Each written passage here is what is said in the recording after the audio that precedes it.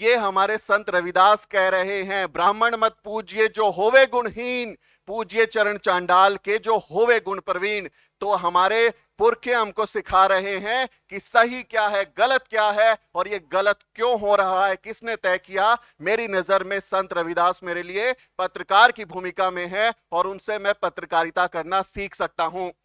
ये हमारे पुरखों की विरासत है और इस विरासत को आगे ले जाने के लिए हमारे बहुजन मीडिया की स्थापना, ऐसा नहीं है कि यूट्यूब आ गया, फेसबुक आ गया, ट्विटर आ गया तो हमारा बहुजन मीडिया शुरू हो गया। ये सालों सदियों से चल रहा है। महात्मा फुले 1878 दीनबंधु नाम का अखबार अपने साथी के साथ मिलकर शुरू करते हैं। इसी जमीन से शुरुआत होती है।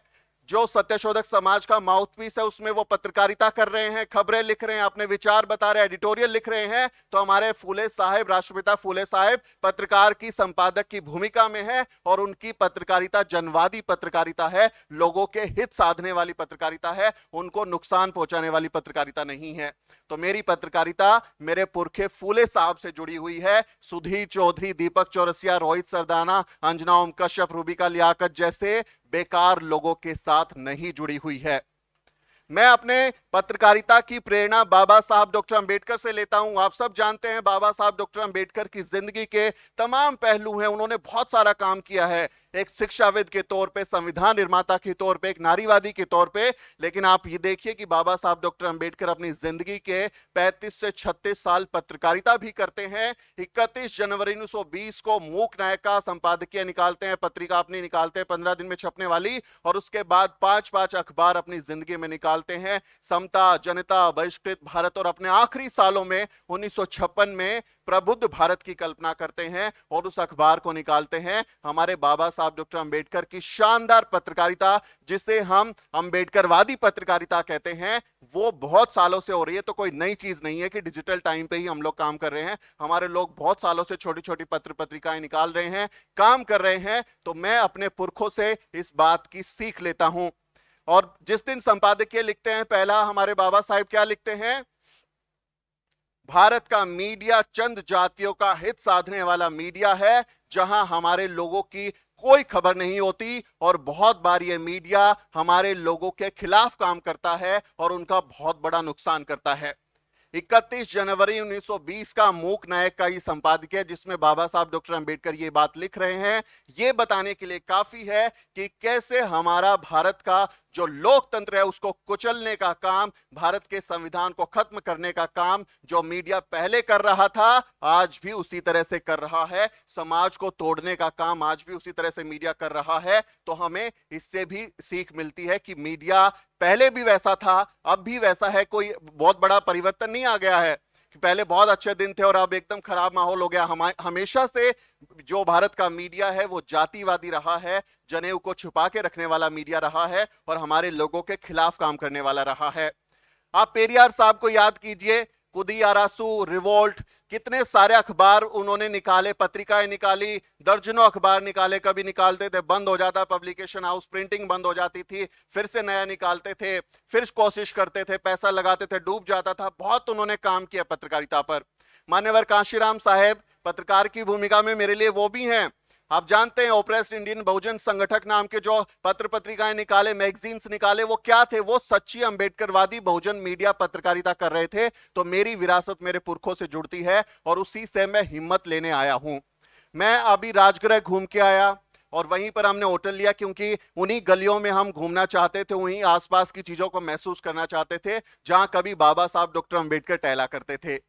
मैं उस प्रेस में गया जहां बाबा साहब डॉक्टर अंबेडकर ने मशीनें लगाई थी कि वहां पर प्रिंटिंग की जा सके, अपने अखबारों की छपाई की जा सके, कुछ पर्चे निकाले जा सके। और जब उन मशीनों पर मैंने हाथ रखा, उसमें मैं घूमा, वहां मैं फील कर रहा था, तो मुझे सीख मिल रही थी कि हमें अंबेडकरवादी पत्रकारिता को आगे बढ़ाना है, हमेशा कोशिश करनी है और जो काम हमारे पुरखे करते आ रहे हैं उससे पीछे नहीं हटना है। इसलिए हमारी कोशिश यही है, द शूद्रा द न्यूज़वीक के नाम पे जो हमने एक कम्युनिटी मीडिया ऑर्गेनाइजेशन शुरू किया है, उसकी कोशिश यही है कि हम बहुजन मीडिया जो आज कोई नई चीज नहीं है, सालों से है, उसमें अपना कंट्रीब्यूशन कर सकें, थोड़ा ही सही हम अपने हिस्से की, अपने लोगों की बात कर सकें, ताकि कहीं ना कहीं हम उनकी मदद कर सकें। वो नहीं बोलेंगे, वो हमारे बारे में बात नहीं करेंगे, वो नहीं बताएंगे कि बामसेव का अधिवेशन हो रहा है, तो क्या हम नहीं बता पाएंगे? हमारी संख्या कम है क्या? हमारे लोग किसी से कम है क्या? आज हमारे पास ताकत है, एक टूल है, उसका हम इस्तेमाल कर रहे हैं और पूरी देश दुनिया में बता रहे हैं कि भारत में क्या हो रहा है, हाथरस में क्या हुआ, लखीमपुर में क्या हुआ, इंद्र मेघवाल के साथ क्या हुआ, कैसे कैसे भारत के मनु मीडिया ने हमारे खिलाफ माहौल बनाने की कोशिश की, कैसे मुसलमानों को एक निशाने पर लेके आता है। जब कोरोना में सारे बद इंतजाम सरकार करती है, सब चीजों के लिए लापरवाह सरकार जिम्मेदार है, तो हमारे वहां पर तबलीगी जमात का नाम लगा के कि इन्होंने थूक दिया, इन्होंने जो है कोरोना फैला दिया, ये लोग जिम्मेदार हैं। ये भय माहौल क्रिएट करके भारत का मीडिया हम सबको बेवकूफ बनाने का काम करता है, तो हमें उसको पहचानना है। और सीधी सी बात है, ना उनको देखिए ना उनको पढ़िए।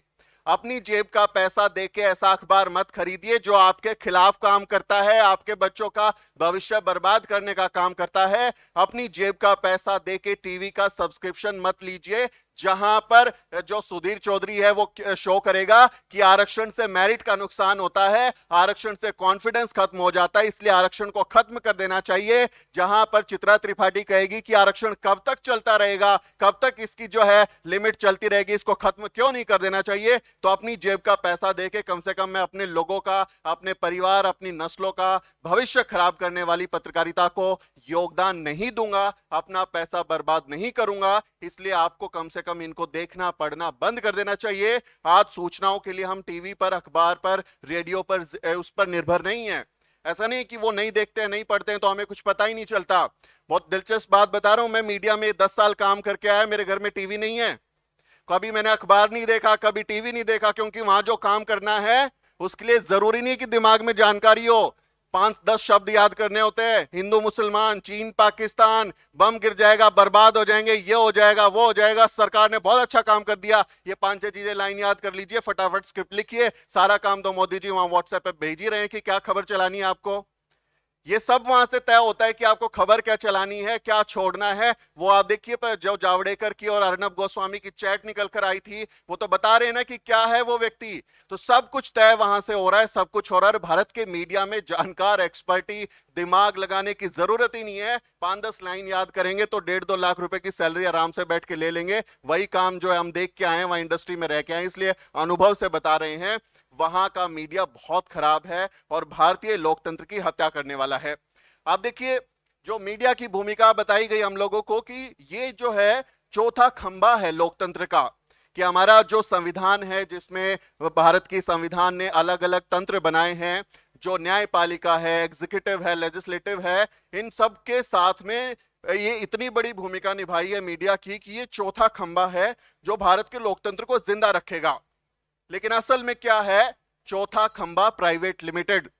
पूरा नाम क्या है? चौथा खंबा प्राइवेट लिमिटेड। वो एक प्राइवेट लिमिटेड कंपनी है और कंपनी कारोबार करती है, उसे कोई फर्क नहीं पड़ता कि इस देश में जनता के साथ क्या हो रहा है, उसे कोई फर्क नहीं पड़ता कि इस देश में लोगों की अकमारी हो रही है, इस देश का ताना बाना तोड़ा जा रहा है, आपस में नफरत भड़काई जा रही है, उसको कोई लेना देना नहीं है। कारोबार का एक ही फॉर्मूला है, नफा और नुकसान।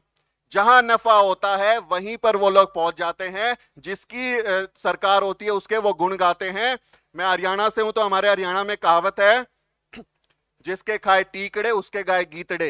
ये हमारे वहां कहावत है कि जिसकी आप रोटी खाते हैं आप उसी के गुण गाते हैं। और ये तो रोटी नहीं, बटर चिकन खाने वाले लोग हैं, वहां 5 स्टार होटल में जाते हैं, मजे करते हैं, दारू पीते हैं, खाते हैं, अयाशी करते हैं, और वहां सरकार की चाटुकारिता करते हुए ये माहौल बनाते हैं कि इस देश की जनता फालतू के जो मुद्दे उनमें भटकती रहे, उनको यह एहसास ही ना हो कि उनकी जेब कट रही है, उनको यह एहसास ही ना हो कि सरकार ने उनकी अकमारी कितनी की है। इस देश की संपत्तियां सारी की सारी बेच दी, तमाम कंपनियां सरकार ने बेच दी, हमारा आरक्षण खत्म कर दिया, महिलाओं के लिए जो अच्छे अस्पताल, प्रसव के लिए उनके लिए जो इस्तेमाल करने वाले उपकरण होने चाहिए थे वो नहीं भेजे, ऑक्सीजन बेड नहीं है, सिलेंडर नहीं है, हमारे लोगों की जेब में पैसा नहीं बचा है, महंगाई आसमान पर है।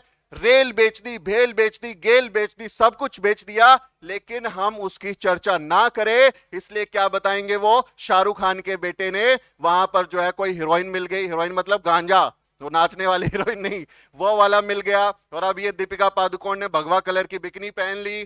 कभी कोई मुद्दा लेके आ जाएंगे, कभी कोई मुद्दा लेके आ जाएंगे। हमें फर्जी के मुद्दों में ध्यान भटकाने का, हमें उसमें उलझाए रखने का काम भारत का मीडिया करता है। और एक अमेरिकी विद्वान है, बहुत अच्छी बात उन्होंने कही कि मीडिया इतनी ताकतवर चीज होती है कि वो आपको अपने नायक, जो आपका हीरो, जो आपके लिए लड़ रहा है, उसको आपसे, आपके लिए उसको नफरत करना सिखा